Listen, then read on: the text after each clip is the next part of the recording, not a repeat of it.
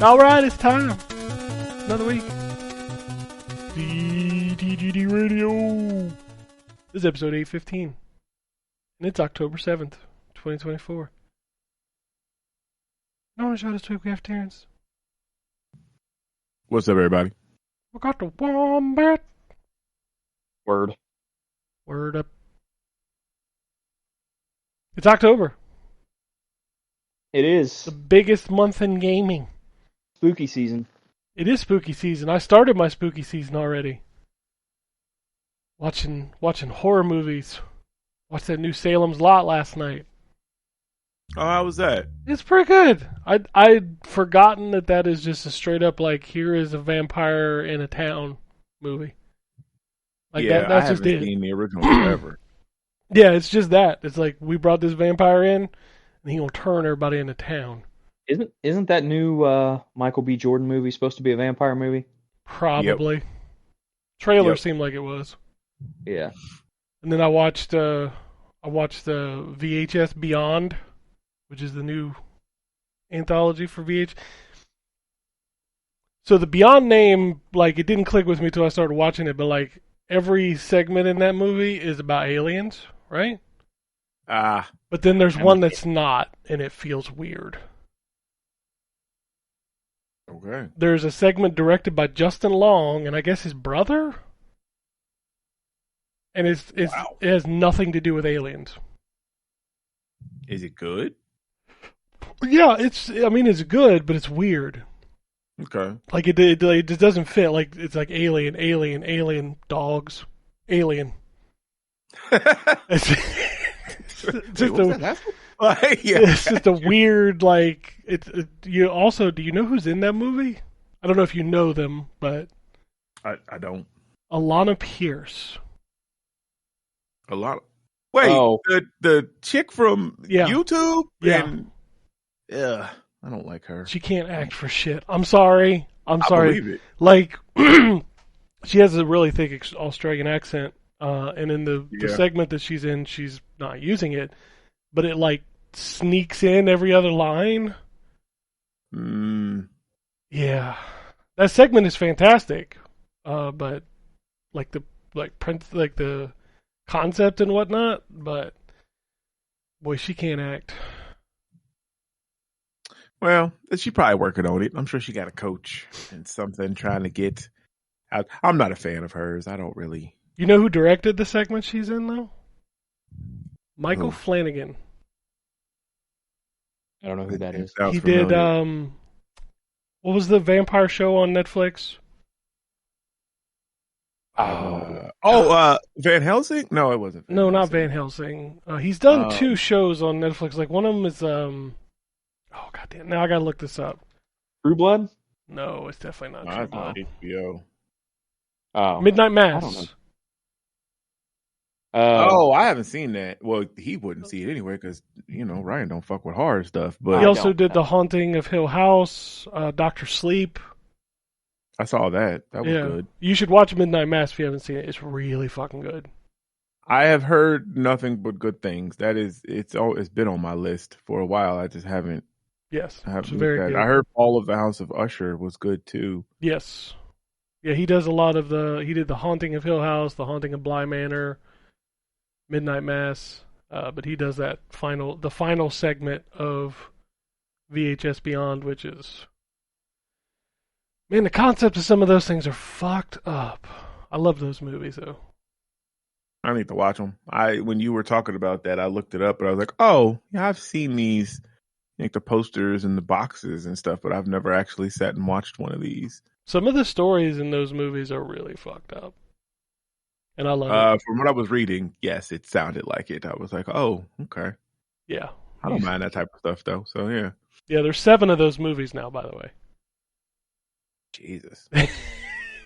I thought those were the ones that, because wasn't there a movie that was like real deaths or something? Yeah.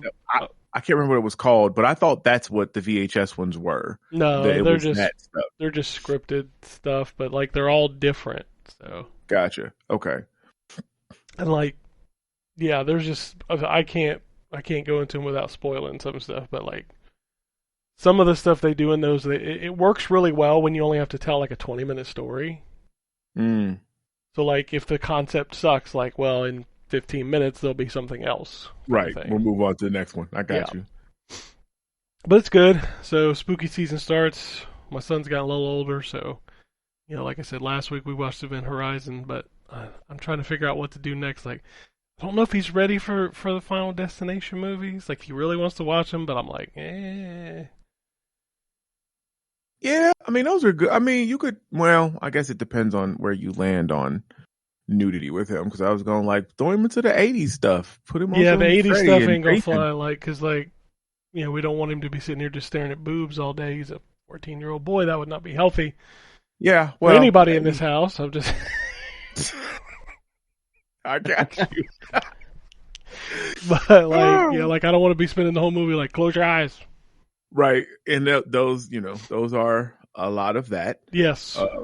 So I'd forgot about the scene in Event Horizon. And like it started creeping in. I was like, oh, yeah, you don't need to close your eyes for a minute. Hold on. Anyway, that's the hard part about horror movies. Like, that's what I try to tell him. I was like, man, a lot of these got unnecessary sex scenes in them, and like it's just yeah. But anyway, we're here to talk about video games. I don't know if you knew that. They're gonna be like, man, y'all really need to get a movie podcast going. Y'all need a movie show because you guys chat about movies a lot. Well, I mean, they kind of go hand in hand with entertainment. Video games, movies. True. So, but no, we're gonna talk about video games. So Terrence, you want to kick us off? It's the hopscotch embargo time. Yeah, that's definitely what this is too. So yeah, I mean, I could talk about this one now, which I'm going to review this. We'll have a review up for it, later after you hear this. But it's Dragon Ball Sparking Blast. Is finally upon us with its massive roster of 182 characters or something. This too much. It's Sparking Zero, by the way. Sparking Zero, it is. You're right. Yeah. Sparking Blast is another game. Yeah. So here's the thing with the character thing, and I knew that this was going to be the case, but I'm kind of happy that they ended up doing it like this. So it's the number is inflated because they include everybody's like transformation as a separate character. So like Goku makes up 100 spots of the roster because he has fucking that many transformations. He ain't really got that many, but he got like 3 rows of the thing. So but each of those characters have their own set of attacks and their own pluses and minuses, which I think is kind of nice. So they did think about it depth wise and gameplay wise, which is cool. But the surprise is, because I didn't know they were doing this, you can actually transform into these different forms too. So like it's kind of split up the characters in sagas, kind of like how Dragon Ball is split up. So like Goku has like a early version and a mid version and an end version, and he has the version of him from Super. If you pick those base versions can then transform. So like the early one can go Super Saiyan because that's when he learned that. The mid one, he can go up to Super Saiyan 2, which again, you'll have different attacks and abilities and stuff available to you when you transform. But it's nice that you can actually utilize that during the game. So you're not just stuck in the one form when you pick that character. You can even power down, if you want access to, some attack that version of that character has or whatever. So that's kind of nice. It's an excellent game. It's so good. Like, it definitely feels like you are watching an episode of the anime. The graphics are just stunning. I mean, the different explosions with the ki blast and the environmental destruction is really well done.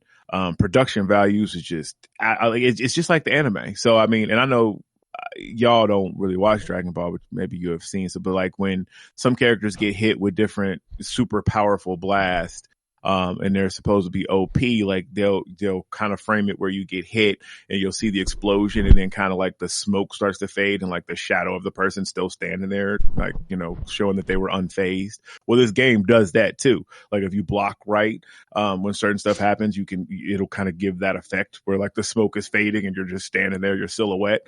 Like I don't know. It's just, if you're a Dragon Ball fan, this is the one that I feel like we've been waiting for.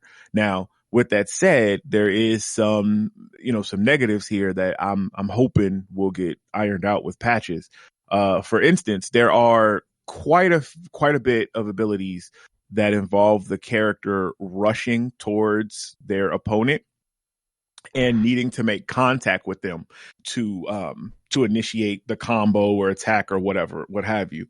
For whatever reason, and I shit you not, 9 times out of 10, it doesn't connect at all. Like you will fly over the person, you will literally bounce off the person, you will like just circle the person, and to boot, the game doesn't have a lock-on feature at all, which I kind of understand, but then again I don't, because it is completely 360 degrees open. So you can fly up, you can fly down, you can go all around this huge environment. Like you can get really far away. And I mean, if a person is like behind a building, like you can't see them. So it makes it kind of difficult to tell, you know, if some of your stuff is going to land or whatever. But yeah, this particular feature where it's supposed to like auto lock, and when they make contact, like if they block and stop it, that's one thing, but that's not what happens. You literally just bounce off the character, or there'll be occasions where they will collide and it's like a car crash where it's like bam, and then both of them are just kind of standing there, like nothing else happens. And that happens more often, like I said, than actually getting the move to pull off, which is frustrating. Also, the AI, god damn, the AI is punishing. So during fights, you will get like turned around, and I'm not even sure how that happens, because I can't even fucking figure out how to do it. Like you can teleport behind people, because that's what happens in Dragon Ball, and you can kind of go off from there. But I'll be fighting and Goku is whooping my ass, and all of a sudden now my back is to him, and now I can't do, like I can't block, I can't teleport, because he's just beating the piss out of me with a merciless combo, and you're just stuck. Like there's no combo breaker or anything. I can't tell if this is a bug or a feature, because like I said, I can never seem to pull it off where that works in my favor. Like I can end up behind somebody and start attacking them, but they somehow can teleport out of it or block out of it and stop me, whereas when I'm on the receiving end of it, I can't do anything. Like I've used all the buttons that they have out there for your counters and all that shit, none of it's working. So I don't know. But yeah, so there are some frustrating things there. Another thing, which, and this also, I was trying to hold the review too, because I don't know if that lady got back to you on this, Ken, but like nope. There's a lot of different stages with day and night cycles. So you can have like the city stage in the morning, midday, and night, which changes, you know, how things look and stuff like that. When you're playing local, so, you know, you versus, you know, somebody at your house or whatever, you only can pick the hyperbolic time chamber as a level, as a stage. That's the only one that's available. And if you know anything about Dragon Ball, this is a very sterile environment. Like it's where they go to train. Like an hour there is like a year or something in the real world, basically. So it's literally just this like one building, this little building, and then the rest of it is just this white open space. And I'm wondering if they did that because of the destructible environments and stuff, but then that doesn't make any sense, because if you go like one player versus the PC, you have the whole list of stages to choose from. So why would another player actually playing mess up I don't know. It's just weird. So I don't know if if that's a bug or a feature. Like we've reached out about that, but haven't heard back yet. And I haven't found a way to unlock any stages, because as you play, you'll earn Zenny which you can use to buy, like, there's outfits for sale. There's things that you can update your, like, change your player card. So, like, little posters and stuff like that. There's music for the levels that you can buy. And then there's characters, which if you buy the characters, once you get to the point in, like, the episode thing, which I'll talk about briefly at the end of this, they'll refund the money back to you. But there's no way to buy, any levels. Oh, that's the other thing. You can buy capsules in this, which fans of the older games will know. That's how you kind of augment your abilities. So you have 7 different slots, and there's capsules that do everything, that buff your melee attacks, your energy blast. They'll make it less expensive to use counters and different stuff. So it's basically a way for you to tweak out your particular character and make it how you want to play them, which is nice. That's something that they've done since, like, Budokai, the original Budokai on PlayStation 2. So I'm glad to see that's back.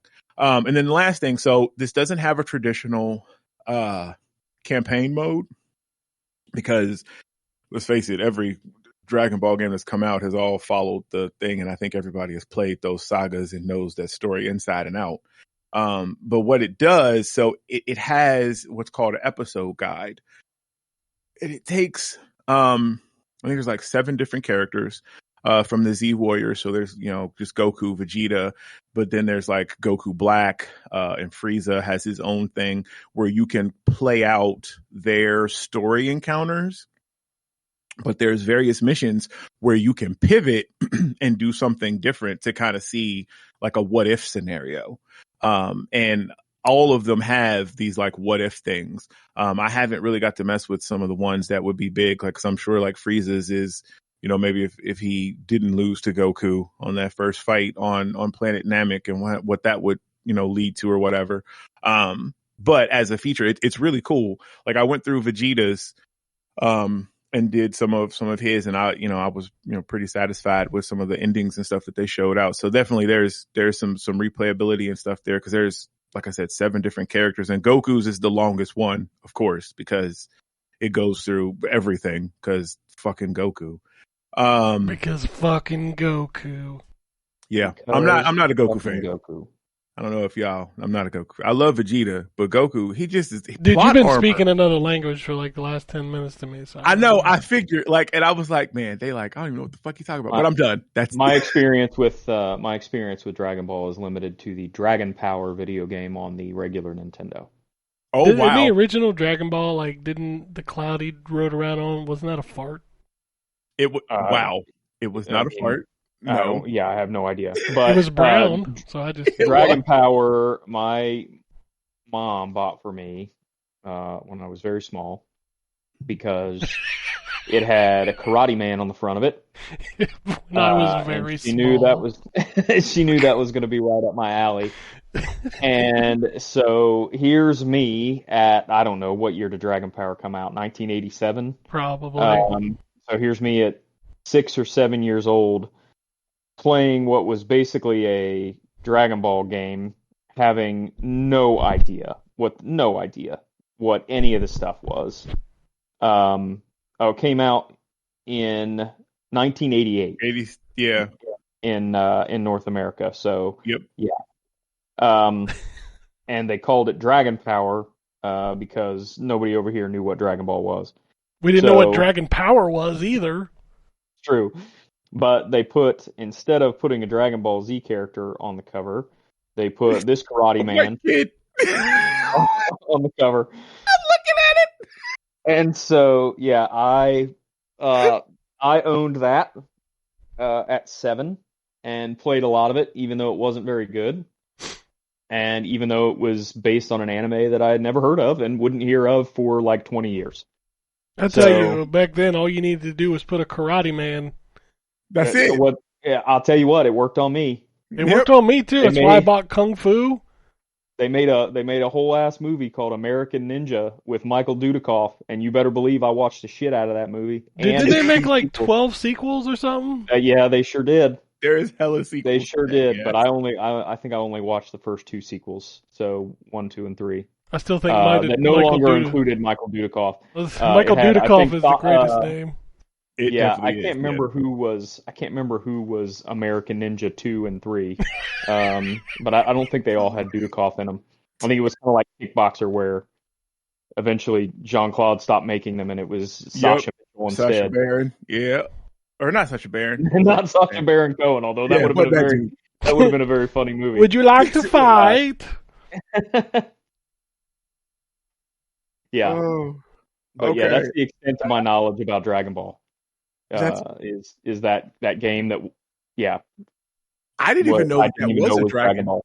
Yeah, I didn't know that was a Dragon Ball game. Like it's got Dragon Balls in it, and it's got Goku as the main character, with his little monkey tail.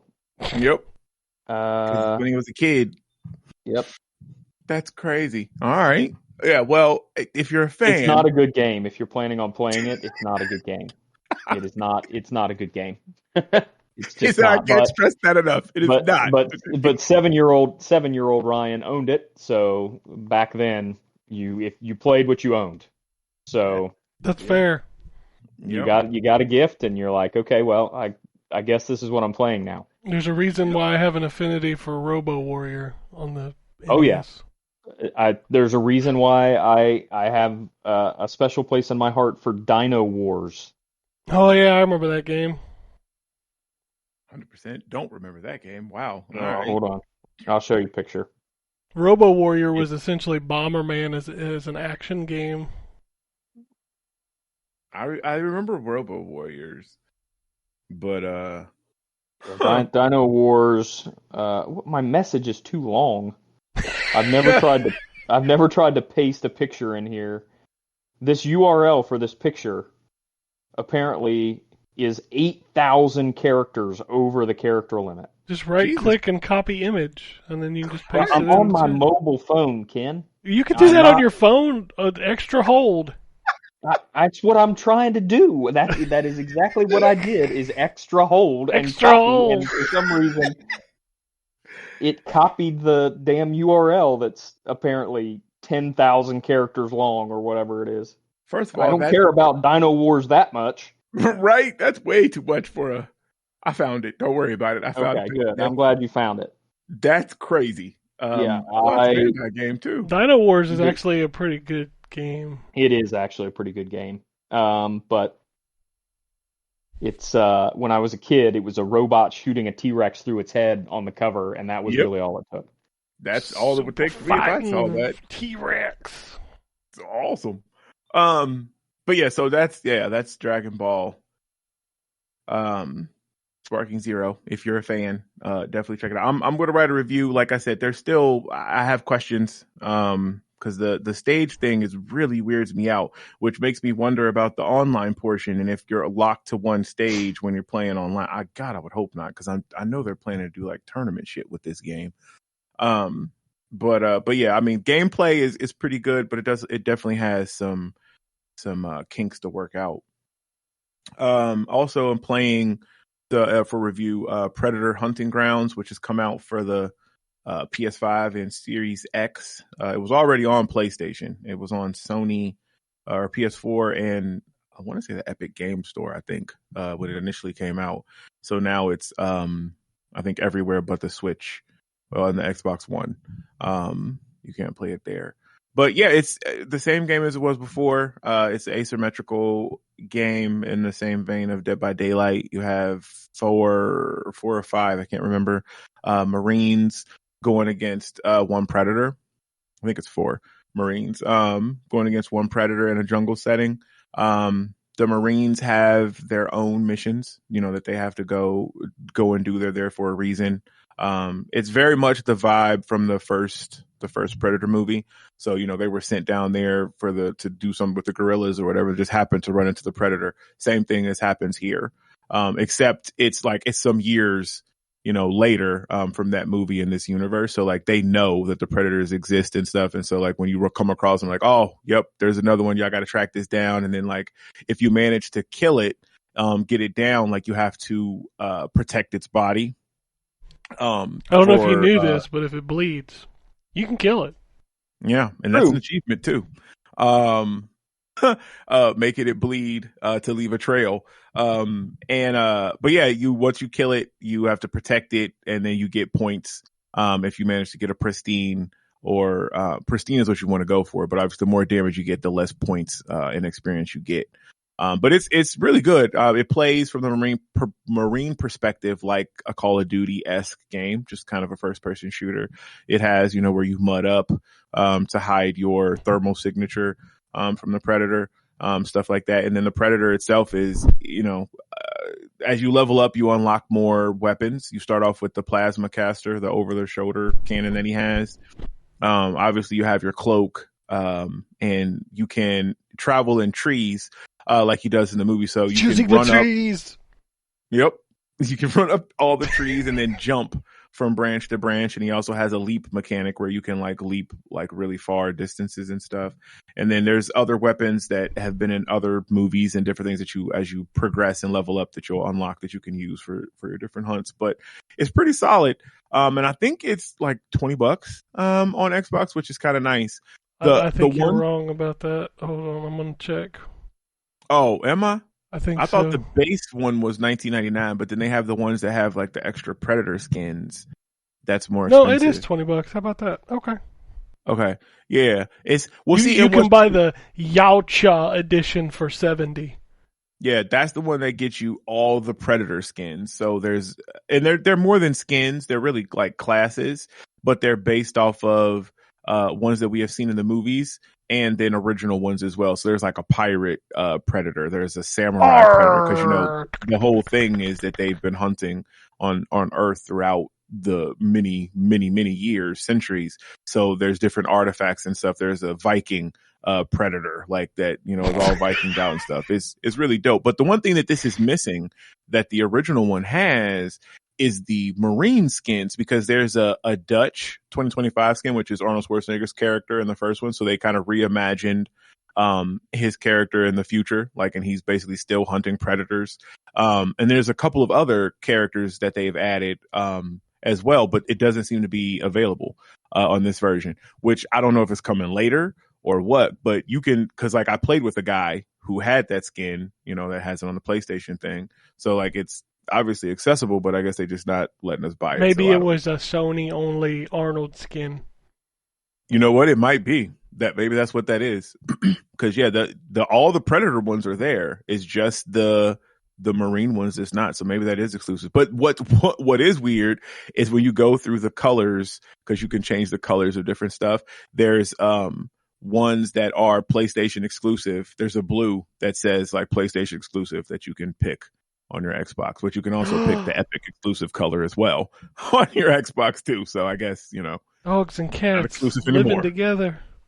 I know. Mass hysteria. Crazy. It's crazy. And then real quick, I'll talk about this because I feel like I've been talking quite a bit. I'm playing Throne and Liberty as well for review. I haven't been able to get too far in this, but it is your typical MMO. I believe it's free to play. It is.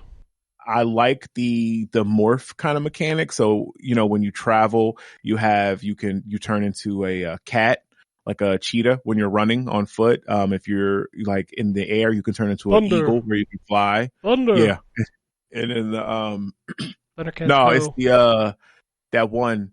What was that one? He was Native American, and he'd be like Eyes of the Wolf or Strength of the Bear. What was that cartoon? I can't remember. I used to watch it all the time. Dang. He was like a Apache Chief. Sheriff. E-Day Chuck. Nah, not that. That's the DC dude, or not DC. I know. That's the Hannibal. Well, I mean, he was the Super Friends. So. He was. That's right. He was the Super Friends. But yeah, so Throne of Liberty is your typical MMO. It doesn't have I can't think of the word, but it's not the combat where you're controlling it, where you hit X and that's your melee and stuff like that. It is you press right bumper and you start your auto attacks. But you can move while you're doing all of that, and you can move while you are casting your spells and different attacks. So you can equip 2 different weapons to kind of build out yourself. There is no traditional classes. You kind of build it yourself. So like I enjoy magic, so I have a staff and I use dual crossbows. So there's a lot of teleporting attacks with the crossbows, like dashes and stuff like that, and machine gun blast and different things. But it's pretty good. Like I said, I haven't gone too far. But yeah, it's it's free to play, and I think it's out on everything. If you have an interest in it at all. And I think that's it. That I can talk. Oh wait, no, I could talk about Diablo, but man, I had to talk so long. Damn. That's all right. I don't have much to talk about, Terrence, so you talk as long as you want to. Okay, fine. Okay, so Diablo Vessel of Hatred. When you hear this, I think it will be out. It's story wise. Well, actually, the whole package is really good. Like it's really solid. If they swore us to secrecy talking about anything with the campaign related. And I don't. Ryan, did you beat Diablo 4? Because I won't even hit spoil. Okay, cool. Okay. So this picks up where the and Ken, you said you didn't care, right? You wouldn't even. You were like, fuck it. I did. I didn't finish the main campaign. For any listeners though that haven't beat the main campaign yet, you may want to mute for a little bit. Yes, because I'm going to talk about the ending of the first game. You may want to skip ahead on your podcast feed for 30 seconds to a minute or something. Yes, yes. It picks up. Do it now. Do it now. Okay. I assume that you've already done it. It picks up at the end where the first one left off. So Nerel is in possession of the Soul Stone that is holding Mephisto. And it is not necessarily corrupting. Well, it is corrupting her, but he is also able to communicate with her. And he's torturing her with different visions and stuff. And so she's, the whole story, the story mode is basically her quest to, try to rid herself of this. Cause if you beat the first one, she made a decision, to, betray him, instead of, imprisoning. I can't even think of her name now. What was the best? Lilith. That was her name. Lord. So the new class, the Spiritborn, is fantastic. It has 4 different creatures that it pulls from. The one that I used was the centipede. But there's also an eagle, a gorilla, and I believe a wolf. Each of them do a different sort of magic. Like the gorilla is physical magic. The centipede is poison. The eagle is lightning. And then I don't think it's a wolf. I can't remember what it is, but it's fire, whatever that one is. I can't remember what it is. I used a combination of the poison and the lightning. Very fast. And then a lot of the bulk of my build was damage over time. So putting down pools of poison, which, awesomely enough, you actually get a, what's it called? Resistance to poison, which is nice because this new area, the new jungle area, which I can't pronounce, it starts with the N, is all about, there's a lot of different poison stuff out there. So it was, the class brings a lot of new, at least it feels new, to the world, because this is like the first new class I think in the mainline Diablo in forever. I know they added 2 new ones in the world in that mobile version, which I wish they brought here. That Blood Knight and the water user Tempest, I think it's called. Water. Wow, yeah, I guess that did sound like some sort of a album. Some southern rock shit over here. What's going on? Right. But no, the new class is cool. The mercenaries are really good, and they actually have their own stories to tell. So you'll initially meet the shield bearer first, and he's like the leader of the clan, because that's really the mercenary group that you run into, and then it'll unlock quests to meet the other ones, and you have to follow those lines. Each of them have their own story, which was really cool. I did not get to see all of them. I'm missing one. I did see 3 of them for review purposes. And then the other big thing that I didn't get to finish, I didn't really get to do the in-game new PvP or PvE mode that they added in. to the game because they took out, because we didn't get to use our normal account. It was like a separated thing that we had to do on the review stuff. So I didn't get to play a lot of that because I didn't really run into anybody online. But if you are a fan of Diablo 4, this is, you're going to love this. Everything, it adds more to it. The one thing I will say is, if you're expecting an ending to the story, don't, because this very much feels like the next kind of chapter in this ongoing tale of Diablo 4. There's not too much of a resolution, but definitely twists and turns. And oh my God, the cinematics. God, Blizzard, they will never, at least I feel like, I don't think they will ever lose that crown of just being the best at some of these fucking cinematics. Like, God, some of these in this expansion are really, really good. But yeah, that's it. That's all I got. Sort of played. Okay. We're gonna move on to the wombat. Okay. Okay. Okay. I haven't played a ton.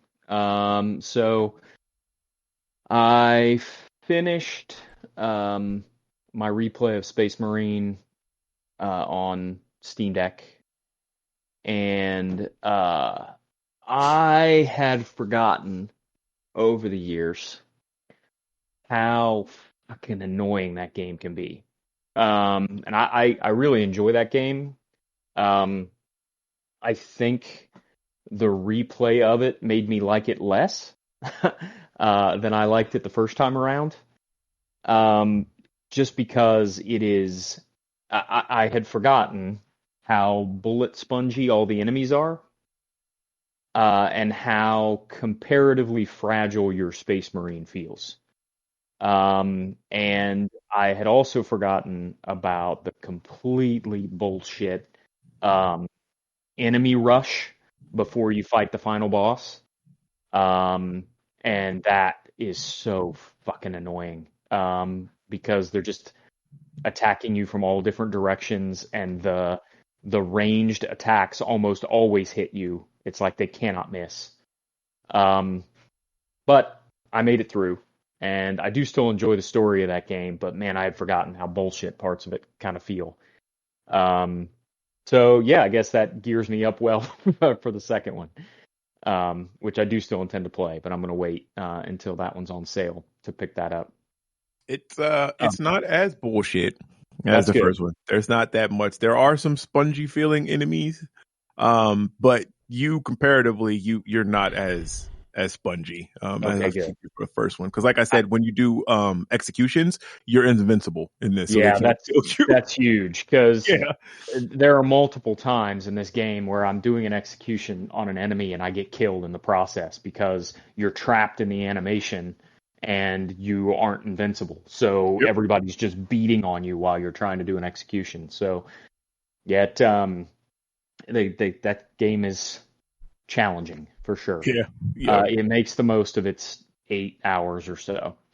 I fixed the glitch that I mentioned. I think I mentioned on the show last week, for Black Myth Wukong. So just to give an overview of the fix for the glitch, I mentioned last week that there's a problem with the game where if you have multiple accounts on your PlayStation and you buy the game, it actually doesn't even matter which account you buy the game on. Whichever account plays the game first, it works fine. But if another account on the same system tries to play the game is locked in Chinese. And when I say Chinese, I don't mean the voice language is Chinese. I mean everything's in Chinese. So all the menus, the main menu, the options menu, everything is locked to Chinese. Turns out the way to get around it is you have to start the game, play through, or let the tutorial movie or the opening movie and all that play.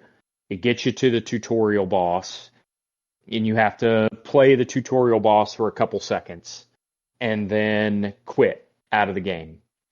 And that will get you back. That will allow you to get to a different settings menu that is still in Chinese, but there's a very obvious, based on the icon, language setting option, and from there you can change everything to English. So, Sheesh. yeah, so I was able to get around it and was able to play the game, and I enjoy the game. It's definitely I definitely understand what everybody was talking about, where they basically said it was a boss rush because the enemies in between are not really there's not really much to them.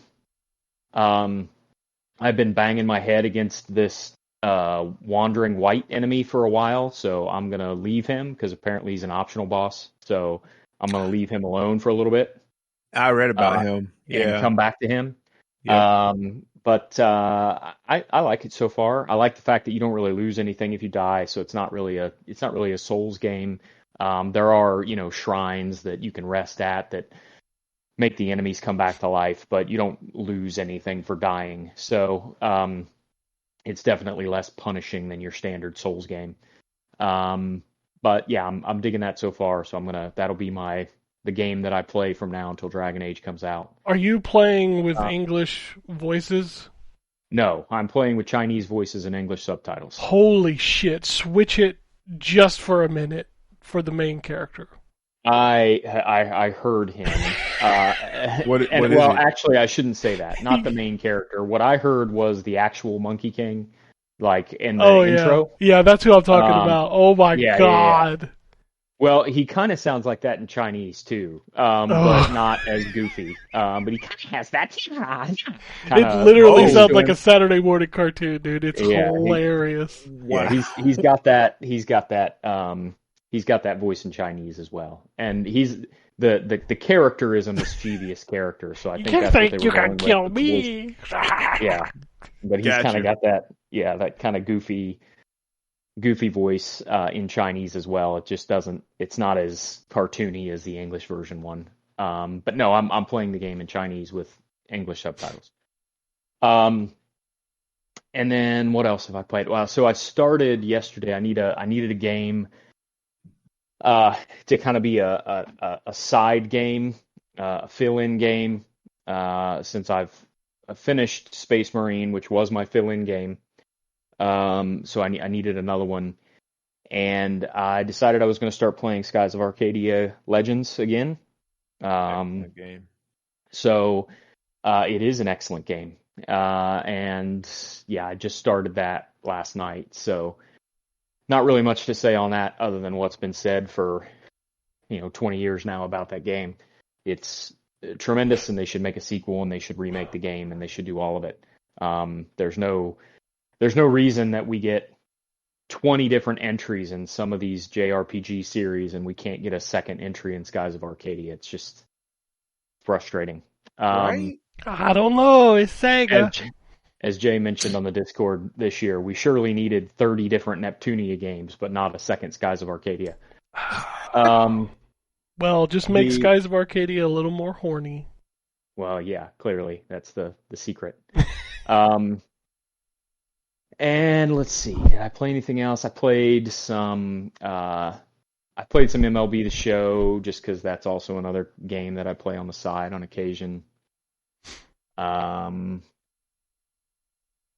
played a demo for a game that I now cannot remember what it's called.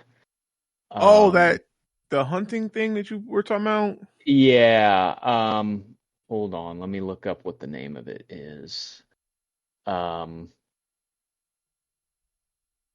It's like an open world hunting game. It's an independent game. Yeah. Here it is. The Axis Unseen.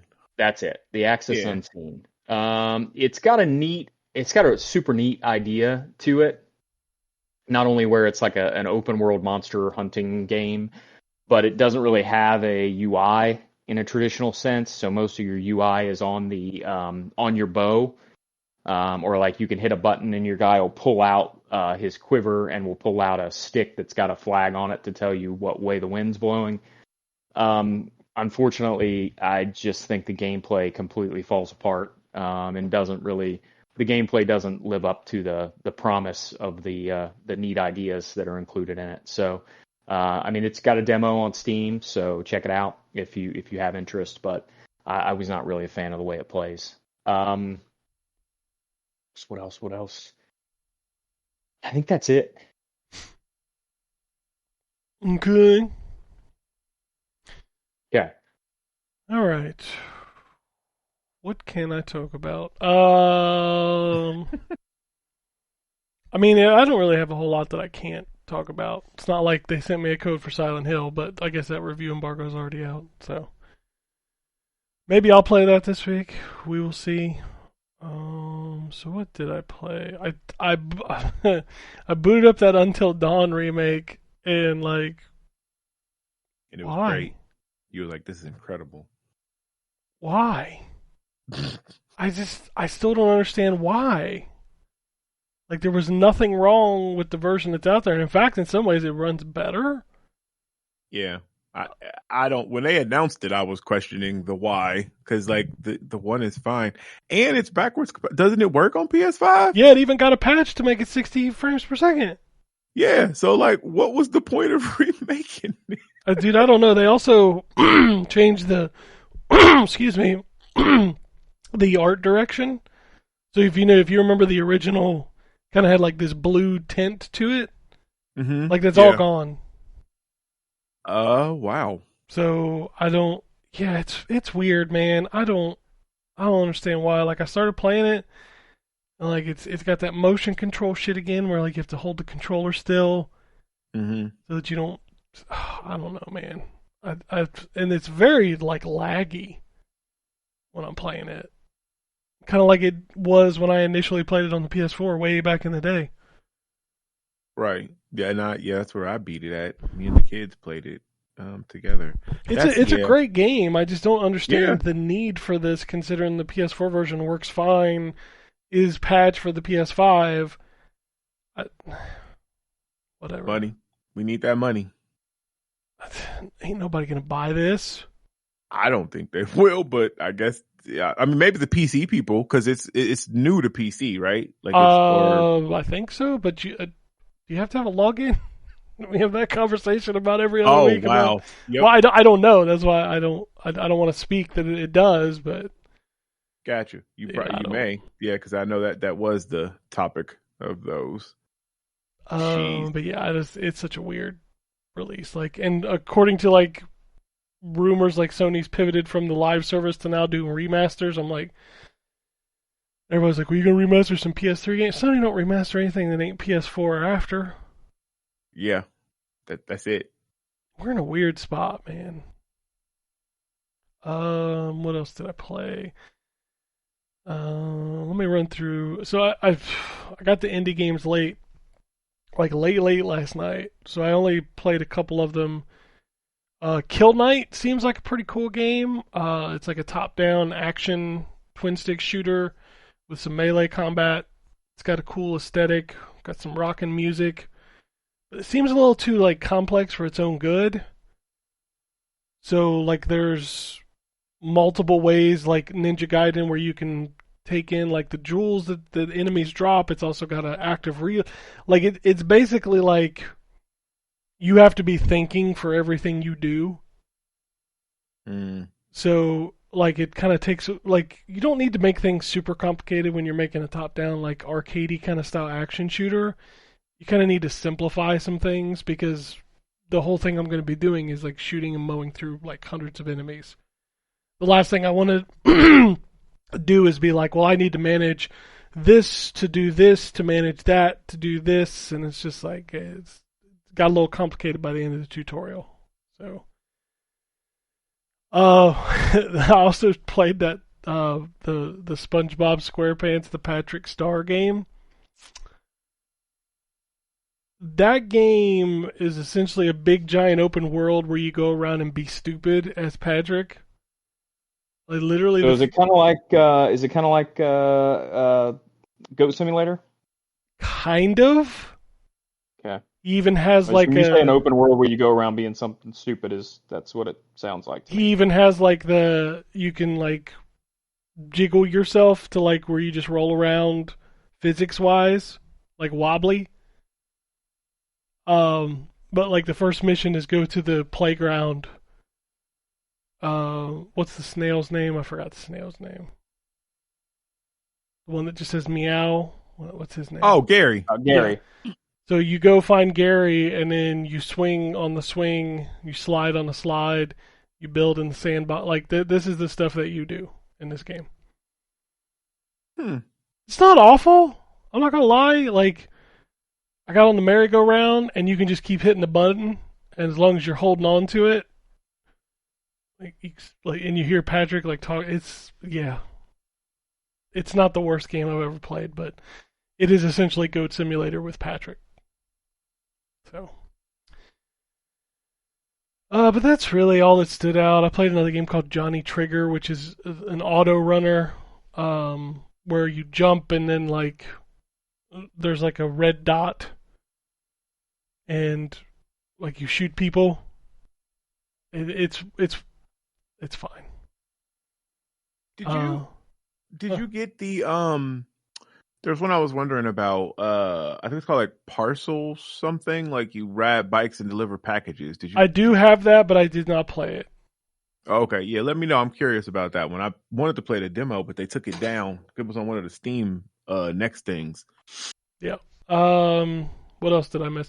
So I'm testing a new headset because there's a new headset every 6 months.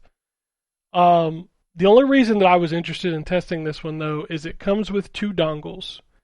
And you can plug the dongles into 2 systems, and then there's a button on the headset that just switches between the 2 without having to change anything. So I plugged one into my PS5, one into my Xbox, and as long as the system is on, you can press the button on the headset and it automatically switches between the 2. So that was cool.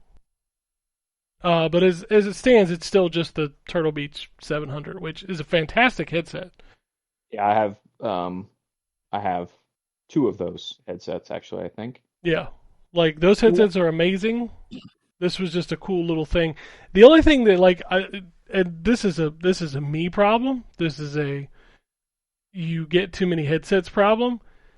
I have so many fucking dongles laying around this house that I feel like I need to get a dongle box. Yeah. The old dongle box. I feel the same way. I have dongles for everything from controllers to headsets to just mice. I have mice and keyboard dongles there. Yeah. I got a little dongle box. handheld keyboard / trackpad from my mini PC that has a dongle. And it's just I got dongles everywhere. Hardware manufacturers, when you make a product, make sure that you put a compartment in said product to put the dongle in. Yes. Two of the wireless mice I have that exact thing. Yes. There is a compartment inside where you can put the little dongle. Yep. You need to have a place where you can put the dongle. Because I sitting here at my computer desk, I have 4 dongles laying here. I think I know what 2 of them do. That's how it go. So. Yep. And then the last thing I messed around with was Zelda. So I've been playing a little bit more Zelda. Echoes of Wisdom? I can't keep up with Echoes of Wisdom. I think that's what, yeah. I really, really like this game because, like Anthony said last week, and he talked a lot about, so I won't go too deep into it, but it is very much like a puzzle-style game. The combat, you don't actually do... Eventually you do a little combat, but it's mostly spawn whatever you've collected to do the fighting for you. Which is fine by me because the least exciting thing about Zeldas to me are the combat outside of the dungeon bosses. So, but I beat the first dungeon, and what I like about this game is there's just so many ways that you can tackle stuff. So there are lots of caves around the world that you can go into, and I suggest you go into every cave that you see, because inside of every cave is a new thing that you can get that will help you in your journey, whether it's getting a spider that allows you to climb up, or getting this little digger monster that lets you dig through sand, or if it's a trampoline, or if it there's so many things. And there are some redundancies. I don't need a box and another box and 2 different rocks. You know what I mean? But like there are some puzzles that if you have these things, make them simpler to do, whereas if you just try to, like, you can solve it multiple ways, but exploring and getting these extra things that you create makes the puzzles easier, which I think is really cool. The first boss is not hard, but I did get frustrated in the fact that it has attack pattern where it'll attack, you can't hit it, and it'll slam its hands down, then you gotta throw something at a glowing spot in order to do damage. And this is fine, so I would spawn a rock, pick it up, and try to throw it at it, but I felt like every time I threw the rock at it, it missed. And, like, it's not like he killed me, he's not hard, but dude, I spent like 20 minutes on this boss just trying to get the fucking rock to hit him in a spot, because then if you miss, you gotta wait for him to do his cycle again, and try to throw again, until eventually I spawned a spear guy, which I didn't necessarily have to have, and as soon as he'd do his attack, I'd spawn the spear guy, and he'd throw the spear at it, and he'd hit it, so. Like, it's just cool stuff like that I find that this game is really neat. But boy, oh boy, is it hard to play out in that open world. That frame rate just fucking tanks. Like, so hard. We're talking like some of the worst sprite flicker you've ever seen in an NES game when you get like 12 enemies on the screen. Like, it's so bad. Like, this would not have gotten the Nintendo seal of quality. And I don't get it. Like, unless Nintendo was just expecting the Switch 2 to be out by now. And they're like, well, this game will run better on the Switch 2. And boy, it runs like ass on a regular Switch. But I mean, if you can get past that, it's a great game. I don't know what else to say about it other than if we don't eventually get a Link to the Past remake in this engine, I'm gonna drive to Nintendo and we're gonna have words. Because that's what this engine screams for, is a Link to the Past remake. Maybe they're saving that for the Switch 2. I mean, you ain't got to sell me on the Switch 2. Like, yeah. I'm already there. But if you put a Link to the Past remake in this engine, I'll buy 2. How's that? Make it a double pack and include a Link Between Worlds in it as well. Oh God! Because that game is also awesome. Yes, it is. And not enough people played it. Some of the puzzles in Echoes of Wisdom remind me of Link Between Worlds because of the 3D perspective in that game.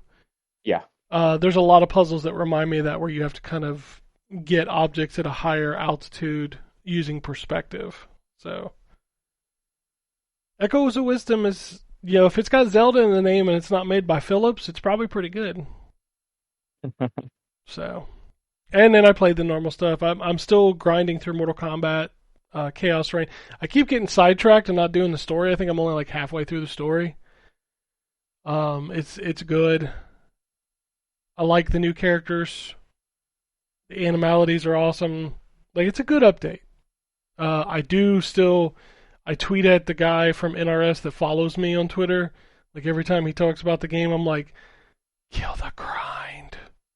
Make XP higher for grinding out the fatalities. I was like, it's so stupid for you to have 30 characters and then I have to grind the second fatalities and brutalities for all of them. Yeah. That's kind of horseshit. Yeah, like, just increase the amount, because I can literally go through, once you get past like level 5 for your character, because every character has a level, once you get past 5, you can literally do an entire tower and not go up a level. Jeez. And it's just like, how much do you want me to play this game to unlock the thing I want to see? Like, I'm not out here trying to be some fucking Evo pro at Mortal Kombat, okay? And it's not like I'm going to learn anyway. You know what I'm going to do? I'm going to spam the same move over and over again because you got me grinding for a fucking fatality. Right. It's frustrating because I still haven't seen all the fatalities. And I probably never will see all the brutalities because there's like a million of them, which they added new ones to this patch, and you can buy them with seasonal coins, which I think is hilarious. And they're all like super expensive. I'm like, Jesus Christ, more fucking grinding. Anyway, I think that's about it. I play a little Rock Band. Messed around with some retro stuff. I didn't play much, but just messed around with it. Like, I don't have anything left to fiddle with. That's the worst part. Like, Wow. I got my mini PC set up for retro games, and it's like perfect. Like, it's like, what do you do now? Play the games? That's stupid. That's stupid. Who plays games? Yeah, like I just want to fiddle with them for like 3 hours. I don't want to actually play them. Shit. Sounds like you need to buy a Steam Deck. Dude, I set up a Chimera OS on the other mini PC. That's how I played G.I. Joe. Oh, well, you already had. Okay, well, never mind then. Yeah, because if I had a Steam Deck, I literally would never undock it. So, like, this is literally what it would have been. So I'm basically running Steam OS on my TV. Nice. Well, damn. Yeah, I don't have nothing to fiddle for. I don't know. Yeah, like my TV set up good. Like my retro stuff set up good. Like I got all my wires ran. Like everything's kosher. That's just not gonna fly. We gotta find some shit to fiddle with. Anyway, new games out this week. It's a pretty big week, so let's run through these. Xbox Series X, PlayStation 5, Necro Story, Diablo 4, Vessel of Hatred, which we talked about, Dragon Ball Sparking Zero Ultimate Edition, which we talked about, To the Moon, Camp Sunshine, Rogue Sentry, Amanda the Adventurer, Construction Simulator Dynapack Pack, Dynapack. yeah, Dagon Complete Edition, Last Time I Saw You, Power Wash Simulator Shrek Special Pack, Oh God. Sky Ocean's Wings for Hire, regular version of Dragon Ball Sparking Zero, Metaphor Refantasio, which we did not get an early code for. I played that demo. That was pretty fun. People seem to really like it. It's out. Yeah. Is that Game Pass? It's not. God, I wish it was. Okay. Yeah, I couldn't remember which Atlas games were Game Pass and which ones weren't. So I need to check out that demo at some point. But then again, I still never finished like Persona 5, and I just got codes for all the Final Fantasy Pixel games on Xbox. So I'm like, I think you might be RPG down, brother. yeah, and I still didn't go back to Visions of Mana. Like I enjoyed the tutorial of that. I was like, I want to play this, and then I never went back to it. I still haven't booted up Epic Me. Dude, I have so many games laying around. That time. There's so much stuff. Yeah. Like, it's just so much stuff. It almost becomes a detriment because I'm like, well, do I want to start this? No, because I'm playing this, like, but I want to start this. Yep. Like, fuck. Yep. Nick Jr. Party Adventure, Starship Troopers Extermination, Transformers Galactic Trials. I forgot that was a game.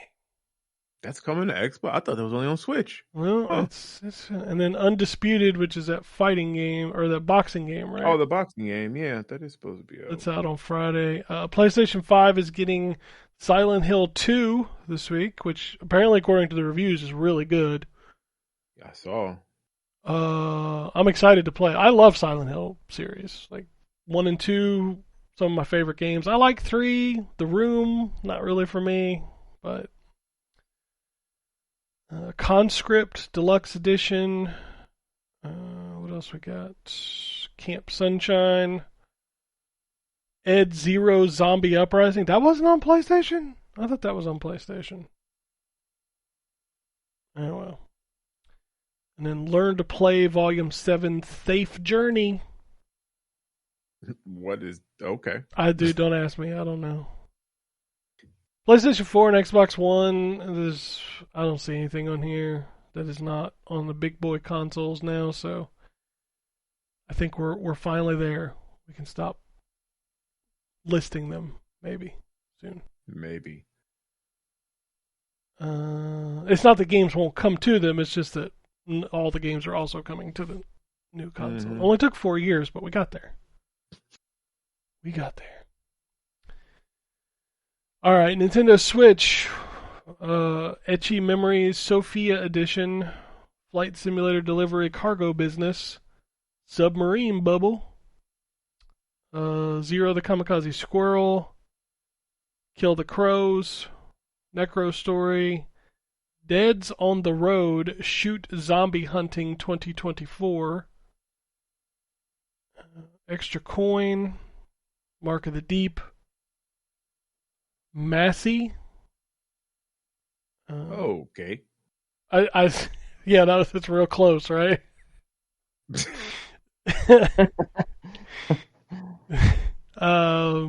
Hidden in My Paradise, Mimi the Cat, New Friends, Bandit Buster Western, Big City Driver Truck Parking Simulator, Egg Console Templo del Sol Azteca 2 PC 8801 every week. El Pandero, the Baker, Faith, the Unholy Trinity, Ghost in the Pool, Ghostly Ryokin, Last Time I Saw You, Miss Rosen's Wildtastic Marching Band. Don't ask me, I don't know. Stable Stories, Forest and Meadow Ride. That sounds like a movie you shouldn't watch in public. Definitely does. The Sekamiya Spun Glass, Sugunohi Supernatural Supermarket, UFO Robot Grindizer, The Feast of the Wolves, Cats in Boxes, My Big Sister Remastered. I've been waiting on that one. Yeah. It's deserving of a remaster for a long time. My Universe 2-in-1, My Baby Bundle. What the hell are we doing, Nintendo? RPG Maker with Son of a Gun, Thronefall, Witch Spring R, and Wizard's Owl Magic Delivery. And whatever. Way too much trash going on these consoles, dude. Alright, let's run through the news. New Game Pass games. MLB The Show and Open Roads are being added to Game Pass for console, which is that lower price tier, so don't. And then. Yeah, if you, like me, are confused. Yeah. They're not being. MLB The Show isn't being added to Game Pass. It's been on Game Pass Ultimate this whole time. It's just being added to this lower tier. Oh, I forgot they did the stupid tier thing. Yeah. Okay, I follow. I got you. Yeah, I forgot about that. Like, what's sad is those two games were added to console, like the lower tier. So Ultimate only got 3 new games, which these drops are getting pathetic. You raise the price and you put less shit on here, like. Yeah. The other 3 games are Sifu, which is a great game. It's an excellent game. Yep. Mad Streets and Inscription, also a great game, but still, like, I don't know, man. You right. Yoshi P said Final Fantasy 16 Xbox port is coming, but no details. We do want to release on Xbox, but when it comes to the specifics and such, is when the game would be available. We are not in a position to be able to share anything.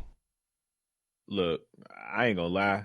He could have kept that to himself. Like, you in essence didn't tell us shit. Like, that's basically like, bro, what? He could have kept that to himself. An Xbox released a 90-minute documentary about Stalker 2 Heart of Chernobyl. Damn. I feel like this game has been coming out for like 12 years at this point. Me too. Like, I've never played the first one. I've heard good things. But I swear, I feel like we've been waiting for the sequel forever. Team Asobi commented on why there were no Square Enix characters. And Astrobot saying it's difficult to comment on that. We really respect the choice of each publisher. From what I hear, Square wanted money, and Sony said no. So that's how that response reads. They told us no. That's what that was. Like, yeah, Square was like, "Now you got to pay us for Cloud. We demand top dollar for that little spiky haired son of a bitch." Yeah, it's microtransactions for zippers. Just saying. Man. According to Jason Schreier, Guerrilla's next game is Horizon Online. Horizon 3 might be a lot further out than people think. That to me screams PS6. Yeah. Definitely could be, for sure. Which, by the way, Horizon Remaster's out the end of this month, and Sony raised the price of Horizon Zero Dawn right after they announced the $10 upgrade. Which totally makes sense. Like, I get it, but it's still kind of a shitty look. Yeah, it's a shitty it thing is. to do, for sure. Yeah.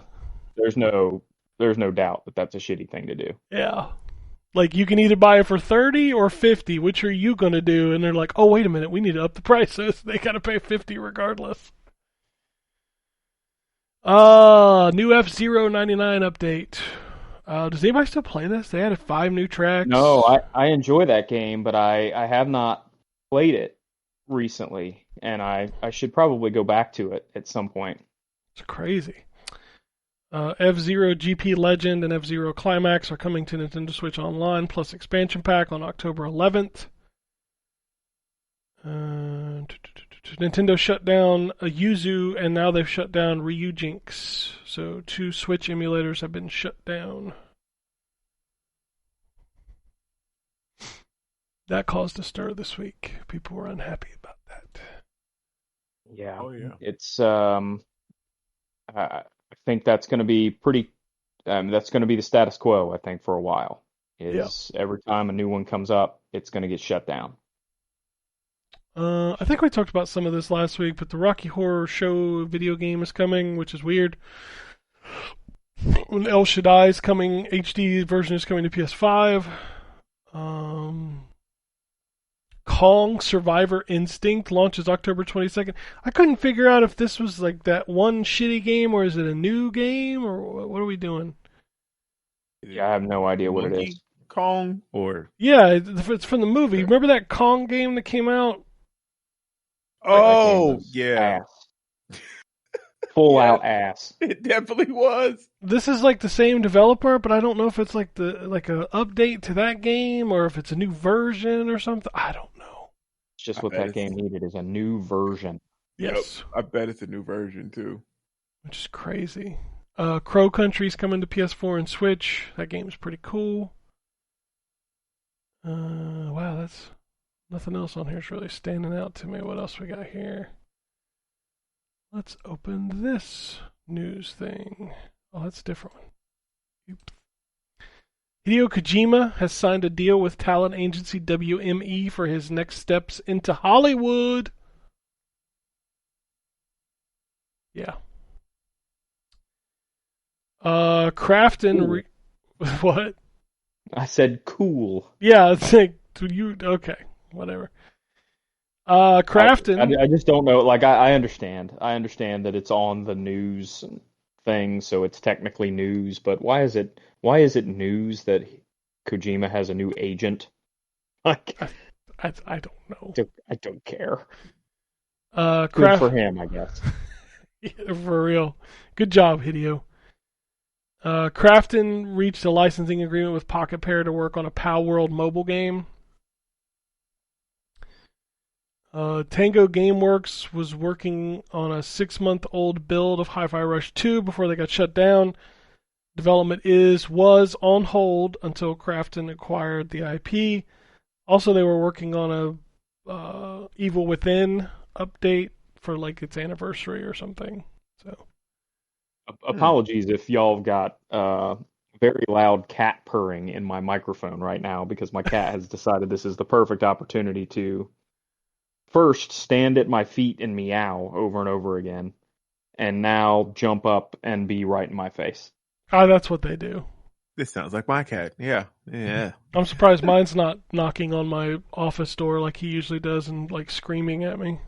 Yep, that's what mine knocking does. On your heaven's door. He literally like knocks on the door and he's like, he hates closed doors in this house. He hates them. Yeah.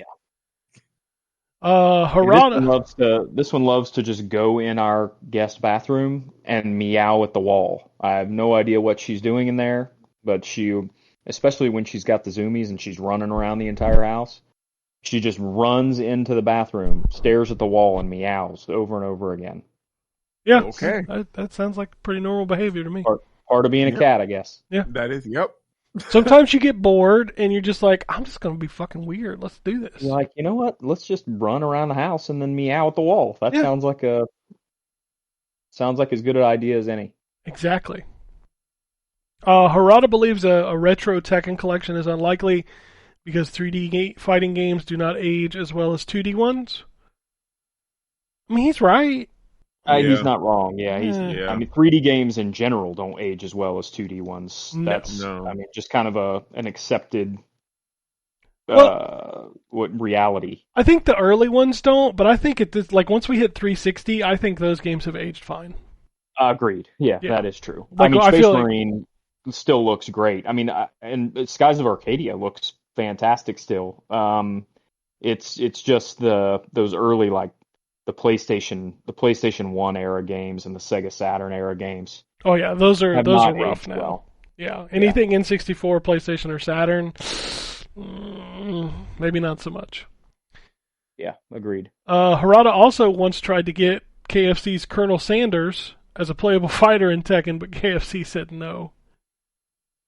KFC, what is wrong hilarious. with you? Like, why would you not do that? Especially since I'm pretty sure there's a KFC like dating simulator. It's a visual novel. Yeah. Oh, okay. Yeah. Yeah. Konami told Famitsu in an interview that if they did a remake of MGS 1 and 2, they would have to change too much stuff, including the level design. They also questioned themselves if they could do a new MGS game since most of the OG staff have left. Well, at least they're, aware. Yeah. But I still don't understand how MGS 1 or 2 is harder to remake than 3. I don't understand that either. But what I really don't understand is how there's not more of a press. I guess we're getting it in this next collection, right? But why there's not more of a press on 4, considering it's not available on anything anymore? Yeah, 4 needs to be released At from least PlayStation. you can play the other ones. Yeah. Unless you have a PlayStation 3, I don't think you have a way to play MGS4 right now. Not legitimately, no. The only way is to emulate it, and the emulation on that game is fucking kind of trash. It doesn't even work. Yep. Yeah, so unless you have a PS3, you're kind of just screwed for MGS4, which is crazy because it's the goddamn ending to that series. Yep. Yeah. It is the climax of Solid Snake's journey, man. Like, come on. Yep. But it's going to be. I mean, has it been confirmed for the next collection yet, or everybody's just assuming that? Everybody's just assuming it's in the code of the. It's like, but they haven't come out and said the next collection will be this, this, and this. Yeah, but that dude like came out like not too long ago and said like, if you think about it, it would make sense, but like he basically all but said it's going to be in the next one. Oh, I believe 100% the next collection will be, was it 4, Peace Walker, and probably like, what, Portable Ops 1 and 2 or something? I don't know. Acid, maybe? I would like Acid. Acid, play those. I'd like that. But let's be fair, the only thing, like the thing that'll sell that thing is 4. Sure. Right, for sure. Like 4 and I think is that's going to be the probably headliner. why they're taking so long with it, because I know the first one came out with I didn't even buy it. I know it came out with a lot of issues. And with this being kind of like the grand re-entry of 4, really. So like they probably really want to get it perfect. So they probably bug testing the hell out of that shit. They just put out a new patch for the original on PC that's coming to consoles that like increases the resolution of all the games. So. Oh, nice. Yeah. Okay. I'm excited for that patch to come out because I've been meaning to go back and replay those in that collection. Yeah, I'm going to buy it. Yeah, I'm going to buy it. I just was waiting for it to get into a better spot because I know I didn't hear anything but people having problems with them when it first came out. Yeah. But I love that series. Man, so good. All right, let's talk about Ubisoft. The Guillemot family are reporting reportedly interested in a buyout that looks like maybe Tencent is going to be the ones to buy them. And I'm okay with that, I guess. Do you think they'll have to go through regulations? Yep. Because Tencent, this was a Chinese company, yeah. Yeah, definitely. Do you think Microsoft will be there going, you can't do this? You know what? It would be really funny if they were. Like, this is breaking competition. Oh man, that would be funny. But yeah, I guess something's got to shake over at Ubisoft. They got a lot of issues. Yeah, I think a lot of it stems from that family. You know, like Anthony said, what did he say? Yves needs to leaves. That was really good. I saw it when you like re-put it up there, and I laughed out loud. That was really good. Yeah, it was very good. Yeah, there's a big change at Ubisoft with basically they're putting all hands on deck on Star Wars Outlaws to make it a good game. Mm-hmm. And then Assassin's Creed being delayed. Like, who remembers that Prince of Persia was being remade? Right. Look, I done wrote that off when they came back, because it was this past show that they showed that it got delayed to next year, I think. Yeah, like late next year. Yeah, and it was like the little trailer was like a little candle or something. I was like, damn, y'all ain't even showing nothing. What are we doing? Yeah, they initially said it was going to come out like at the beginning of this year. Yeah, yep. And then they're like, nope, hold on, put on the brakes. Let's take another 2 years. Yep. Yeah, they got some problems. The Assassin's Creed thing really surprised. I didn't think because I thought, and maybe I didn't look too far into it, because I have a tendency to not go too far down the rabbit hole once I'm like, yep, that game looks dope, I'm going to play it. I didn't hear that there was technical issues. I just thought the outcry was because the usual was like, oh, there's a nigga in it, and that's not right. And then they stole a Japanese symbol or used somebody's clan symbol from some real world thing, and then them people was upset. And it was like shit like that. Like, was it a problem with the game itself, like gameplay wise? Dude, I don't know. It's Evan only knows at this point. Yeah, it's all like front facing stuff of PR stuff, and it's like, I think they delayed it because Star Wars didn't sell, and the commentary, like the loud commentary around Assassin's Creed right now is like woke go broke kind of shit, and it's just like, let's let that cool off. And I can see that. That from a businessman, that does make sense, especially because that was a lot of the commentary with Star Wars. So yeah, letting that die down and them fixing Star Wars and then bringing out, but that is, I don't know. I want to play Assassin's Creed. I still don't understand. Yeah, I'm so excited for it. This fucking, God, I'm so tired of video game. The woke bro. Me too. Like, just shut the fuck up. And then I saw something. Somebody was like, somebody put on Twix that I guess Square's no longer working with Sweet Baby Inc. or something, which I still don't fully understand what the problem is, because I guess that they help with diversity and stuff in video games or whatever, which, okay, that's fine, but like, I don't know why. You know why? Like, because if they can't fuck them, then they don't want to play it. That's really sad. And as a friend of mine says, that's some loser behavior, guys. Come on now. Come on. 100% loser behavior. I just don't. It's like just complete loser behavior.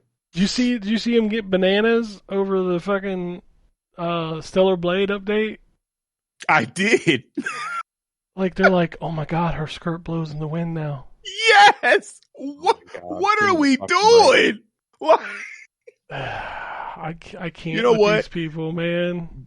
It's like they would really want to play that little like Nikki game that's coming out where you're that girl and you could dress her up and you're like exploring and doing all this different stuff. You remember that? One of the Nintendo shows or something? Oh yeah. And I think we all were Nikki? Like, what the fuck is this? Yeah, like we've never heard of it. Like that's what they want. So you can have a little interactive girl. Like loser behavior. Like I just don't understand. Dude, I don't know if you saw this, but they're bringing back DOA Extreme. Oh shit! Oh god! Yeah, I did not see that. Yeah, somebody, I think it was Koei Tecmo, like tweeted out a picture and like announced a new game, and everybody's like, "Oh my god!" Yep, we're gonna get BMX Triple X here again soon. Yep. Please Oh no. my God. Please don't. So they're gonna bring out the volleyball game with the jiggle physics. We're back to the jiggle physics and all that shit. Itagaki's Damn over it. there in the corner like, it's time. Yep. He's put on his sunglasses. It's time to come back. Microsoft, help me. Oh man.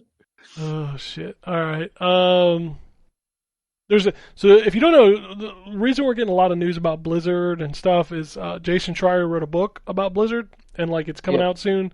They've been doing a lot of interviews with him and getting some insight. So another tidbit that came out this week, he talked about some canceled Blizzard games, including Avalon, which was a Minecraft-style Warcraft game, which was in development for 2 years and then scrapped.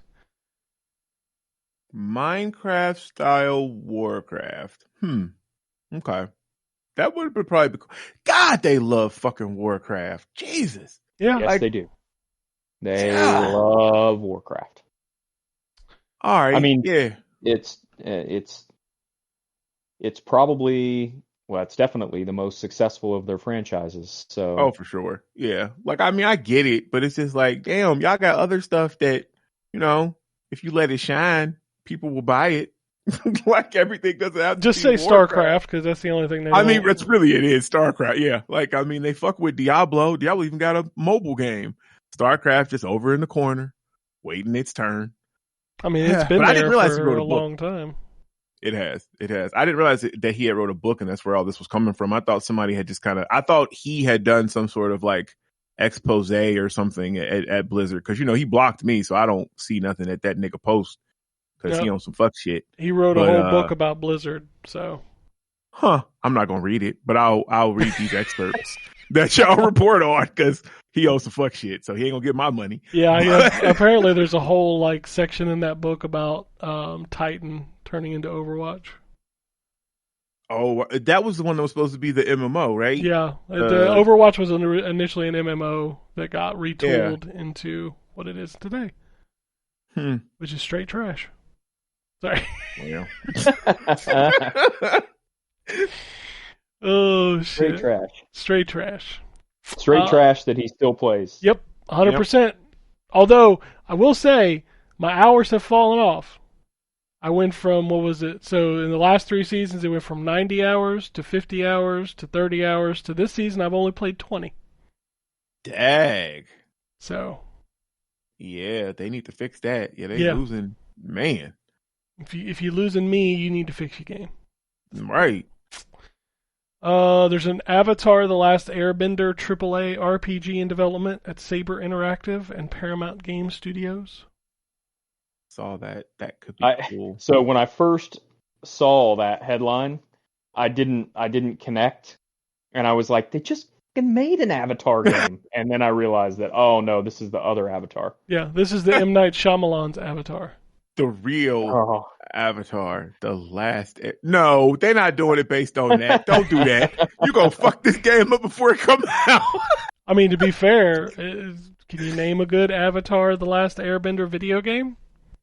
No, but I am because I read this. Like I like Avatar the cartoon, not the movie.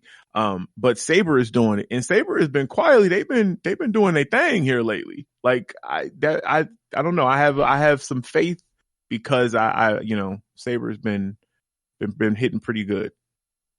So we'll see. The latest Baldur's Gate 3 update, which features mod support, dynamic split screen, etc., is now available on Xbox and PlayStation. So you can go mod out your sex fantasies in Baldur's Gate. And people are doing that. That's why I said it, because like in Skyrim, when you log into the mod store, what's the first thing that shows up? Beautiful faces. Yep. Yeah, I'm sure that's what. Jeez. A new survey found that 53% of people asked prefer single-player games because the people they asked were not too busy playing Fortnite. Yeah, nice. Like, I know that makes you all feel good inside. Like, it's like the people that still hold on to physical games and single-player stuff. It's like, but really are the minority, unfortunately. Mm-hmm. Yeah. So, and that is true. It's so funny how different this generation is because, like, my son yesterday was telling me, uh, he's like, there's a new game coming out that I'm super excited for. And I'm like, yeah, what is it? And so he starts telling me about it. And it took me a second to realize that it's not, well, it is a new game, but it's a new game in Roblox Oh yeah, yeah. that he's Oh, excited for, rather than an actual new game. Um, and that's just like all his friends and everything are like that too. It's like they think of, and I mean for good reason, because some of these Roblox games that he plays are like it's the equivalent of a AAA RPG or whatever yeah. built in Roblox. Hmm. Yep. Um, and so there's this new One Piece one that's coming out that he was telling me about yesterday, and it's like, yeah, that I mean, it sounds like a new AAA RPG game just built in Roblox. Yeah. Um, it's crazy. I get press releases about games being released in Roblox. Yeah, Wow. it's a big deal, man. These guys work on these, and they're I mean, Roblox has deservedly a reputation as having a whole bunch of like shitty half-assed games in it, but there are games that people have built in Roblox that are years in development. Hmm. Um, and they're, I mean, anticipated the same way you or I would anticipate a new Assassin's Creed. Yeah. Um, it's the whole gaming economy has completely shifted. That's what I was telling him yesterday. When I was a kid, um, if if I really wanted to play um, Sonic, right? Let's see. Let's say Sonic. Um, and I didn't have a Genesis growing up, right? I was just stuck. It was like, okay, well, I guess I'll just have to play Sonic when I'm at a friend's house that has a Genesis. There was no other option for me because I didn't have the money to buy a Genesis, and there was no other way to play it. Now, um, if I'm a kid that wants to play a game that I can't afford, 99% of the time there's a copy of it on Roblox that I can play instead. Um, like they have an NBA 2K for Roblox. That's fucking Uh, wild, dude. they have a Madden for Roblox, right? Now they're not official, obviously, but Yeah. they're Huh. they're well done. The NBA 2K for Roblox has a shooting meter and everything. Like it's like an NBA game built in Roblox. Jacob was telling me about a first person shooter that's built in Roblox that doesn't even look like a Roblox game. It looks like Call of Duty. Like it doesn't have the Roblox blocky characters or whatever. It has actual character models built into it. Um, so it's just the gaming economy is going to be so much different. Uh, I mean, it's already so much different, but it's going to get even more different over the next 10 years or so as people start to expect, these free gaming platforms to produce stuff at the level of $60, $70 games. Yeah, I saw a thread on this the other day about people griping on Tekken 8 because they're adding like the stage is a $5 DLC or these characters are $8 DLC and like, well, back in the day I bought Tekken 2, it was $50 and I got everything and it's like Tekken 2 was made for like $5 million. Right. Tekken 8 was made for like $500 million. Not, it's probably not, but you know what I mean. Like it's a Yeah. massive increase in what these games Budget. cost to make. Yeah. So Yeah. like you can sell like the base game for $70, but you're not going to make that back because Tekken, let's be fair, it sells well, but it only sells about like 2-3 million copies. Right. So Yeah. you got to make that money somewhere. Yeah. Yeah. And I lament that. I lament DLC characters for fighting games a lot more than DLC for other stuff because I feel like a lot of times it sort of ruins the what used to be one of the core concepts of fighting games like that, which is like secret unlockable characters. Yeah. Now that shit ends up buried in DLC instead, and I don't think that's better. I think that's demonstrably worse. But like you said, that's just the nature of the economy of video games at this point. Yeah. And it's just funny that you got basically two sides here. You've got these $70 games that people are spending tens of millions of dollars to create, sometimes hundreds of millions of dollars to create, and selling for $70 a piece, plus DLC, plus microtransactions, right? And my kid and his friends are more excited about this One Piece game that's coming to Roblox for free than any AAA game in the next 6 months. 100%. My kid doesn't even play like AAA games. Like he has access to every game you could ever want. Yeah. He plays Roblox. So the generation of games that we're used to, it's going to be going away real quick. Yeah, that's why we talked about this a couple times, and I think Sony's been out there in front making games that we get into, these big budget, high quality single player games, and they're just not making the money back. So these are going to go way down. And we've seen that over the last year and a half since Sony's put out a big first party title. Yeah. Like it's going to get less and less. Like you can't spend $300 million on a game to sell 5 million copies of it. You just can't. So it sucks, but we'll just have to pivot and start supporting other games, I guess. I don't know, man. Yep. It's scary out there. All right. The last thing I have is I just wanted to bring this up for the people who asked me about it when I did my review of that TCL TV. They're doing a big sale this week. She didn't ask me to actually say this, but I'm just going to say it because I think it's an awesome deal. Like a lot of these TVs are going to be like 50% off this week. So you can get the TV that I reviewed for under $1,000. It's 50% off. Wow. Oh shit. So, and then Terrence, if you want the Big Daddy, 75 inches at $1,500. Oh shit. So okay. And I guess you can get the big dog, the 98, for like $4,000, which I don't know what it normally costs. So. Listen, I put the picture of that. That's the one I took the picture of, but I showed y'all at Sam's, and I was like, I need this, and my wife was like, no. She just kept walking. No, you do not. Damn it. I mean, need and want it's a very fine line. This is true. Said, no, hell, you do not. This basically that is what she said. So. Yeah, it's crazy because these TVs are like getting close to like OLED levels of like black and stuff, and it's like,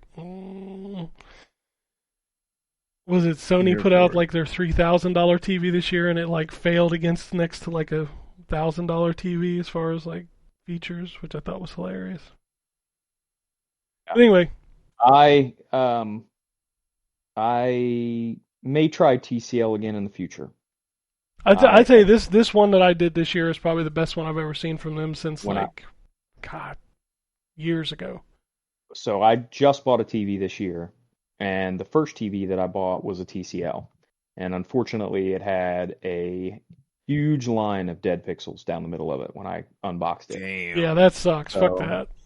So I took it back and got a Samsung instead because that's what I'm used to, and that's what I tend to buy. But I've seen a lot of good things about their quality in general over the last year, so maybe next time I'll try TCL again. Because it was, I mean, for the price, it looked great with the exception of the dead pixels. Yeah, that's the kind of stuff you can't. Yeah, and they used to have problems with that, but like, I've been running this one now for 6 months, no issues. I had a Samsung, what was it, last year or a year before when my OLED broke, and they gave me a new one, so I got a Samsung. The only thing that pisses me off about their TVs now is they don't have an input button, and it fucking pisses me off. You got to go back to that like home settings screen kind of thing. Oh, that does suck. I was going to say, how do you switch then? Damn. It expects you to be using CEC, so like it just auto switches. I'm like, that's never reliable. It's not. No, it is not. It does have that the game. Mine, the one I have, has the game mode in it, which works pretty well. You talking about the cloud gaming? No, well, it's got that, but it's got like the special, I think it's called game mode for the settings, where it's got all the VRR and all that stuff Yeah. Oh yeah, that's on every. Got That's settings in it.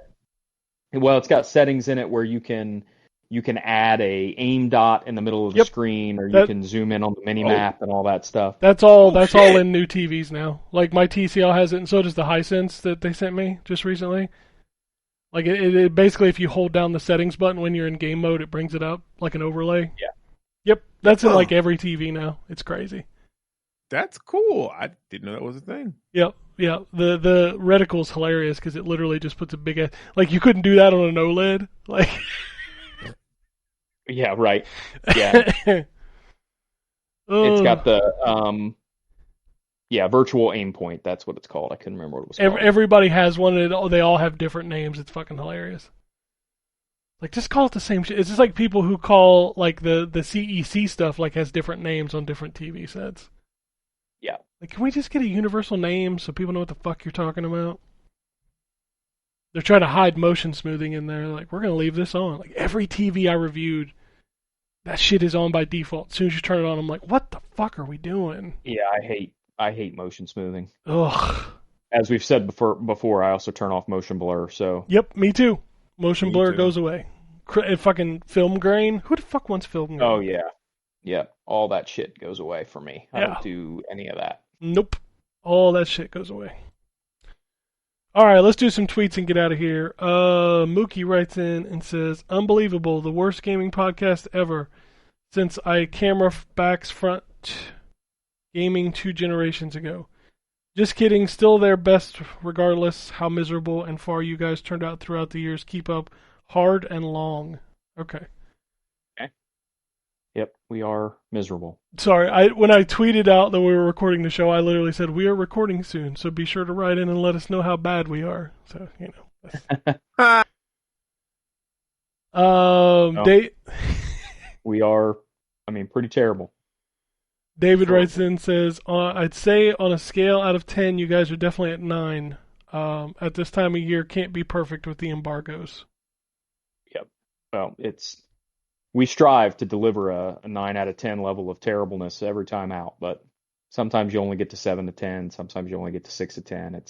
If you're a It's a 7, process. you're just fucking the worst game ever made. Yeah, that's just horrible if you're a 7. Jeremy writes in and says, "Hey guys, what's your thoughts on all the Ubisoft drama? I'm really hoping they figure things out and stop being the cookie cutter game company. Also, if I could get a good Terrence and Anthony rant, that would be awesome. Much love, guys. Thanks for the show." Well, you can... No Anthony today. Yeah. No, I don't even have a How do you rant. feed blood to Grandpa? It's true. It is. I'll have to have a rant for next week. I'm sure Anthony will be here. I'll have a rant, I'm sure. Oh, yeah. He always brings the fire. Mm-hmm. But as far as the Ubisoft Yeah, stuff, fuck yeah, fire. it's just fucked up. I don't know, man. If Ubisoft gets bought out by Tencent, honestly, I don't know that it'll be that different. I don't know that it would either. But I think just having different leadership might help, because I really feel like it's that family that's fucking that company up. Like, they just need somebody else. I guess the I don't. On the surface, like, everybody shits on Ubisoft, but I will be honest, there's at least one game they put out every year that I enjoy. Oh yeah, I love their stuff. Same. Yeah, I'm not even saying. I'm Like, just I don't saying, understand why everybody hates them so much. I don't either, because people play the Assassin's Creeds and the Rainbow Sixes and For Honor and all that shit. Like, I don't understand what all the hate is. I just don't like the nigga at the top. Like, I think that company, the family, makes bad business decisions. And because it's held like that, like there's not a lot of sway. Like, I think selling would be good for them as a company. But like their games, I don't have shit. I liked Avatar. Like, You want a freaking, really weird, like, wrinkle in this whole conversation? Do you remember what Ubisoft has the rights to? a lot of stuff, but right what am I missing? Xbox Cloud streaming. Oh yeah. Oh, that's right. Yeah, I forgot about that. Like, Because they're handling their cloud stuff. I forgot about that. what happens if Tencent buys them? Cool question. Like that, Good question. we joked about it earlier, but that is totally why Microsoft would show up at that court hearing. Yeah. Yep. I forgot all about that. Yeah, like Microsoft be over there like, we're taking this back. Like you can't sell to a foreign entity and not give us this back because fuck you, you know. Yeah, that's a weird wrinkle. Let's see how that plays out. All right, last tweet comes from Shogun. He says, clearly it's the Series S fault. I mean, obviously. When in doubt, blame the Series S. That's right. Maybe I'm alone in this one, but market research is a real thing. How else would these companies know how to improve unless they do something different? But YouTube, Twitter crowd knows everything and nothing all at once. Right. That's facts. I see a lot of armchair like businessmen on Twitter. Y'all are fucking stupid. It's because the modern information economy prioritizes facts and not context. So you have people who get all this information. Well, let me say it this way instead. They get all the data thrown at them on a daily basis without any of the context needed to process it into information. So they're simultaneously the most knowledgeable and least educated we've ever been. It's a wild world, good. Isn't it? Yeah. Perfect way of saying that, too. Wow. It's scary, man. It definitely is scary, because, God. I just want to know how this dude knows that Microsoft fails at business while he's, taking your order at Burger King. I mean, you do you, brother. Have it your way, but, Right. I don't know, man. People are funny. Then you get people like Jim Cat, Jesus. This guy. Oh. Well, since nobody else did it. I can't stand this. I just had it queued up. I was about to do it. I was waiting on it. I was like, what's going on? I forgot we had that. Nobody's going to do that. I can't stand this bitch. Oh, man.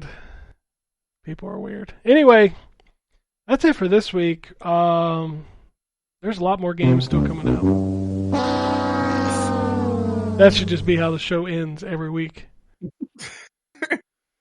October's a big month. I don't know if y'all know this. Silent Hill, Dragon Age, Call of Duty. Supposed to be Assassin's Creed. Yeah. Yep. Lots of now games. It's contributing to February being a big month. Dude, that week in February might as well just be like, fuck it. Yeah. Avowed's going to have to move again. Oh, 100%. 100%. Avowed's not gonna fight with those games. No way. That game should move again. Yeah. Put that in like March or April. You'd be all right. Yeah. I mean, according to the internet, it's going to suck anyway, so whatever. True. Anyway. That's it for this week. We'll be back with a lot more games next week. If you want to tweet at us, it's at ZTGD Radio on Twitter. Also send us emails to podcasts at ztgd.com. And that's it. The soundboard gets a workout at the end of every show. Always at the end of the show. It does. Yeah. Yep. Like during the show, nothing. End of the show, like just hit every button. Just whatever. That was a nice. How do you feed blood to Grandpa? There it is. Space.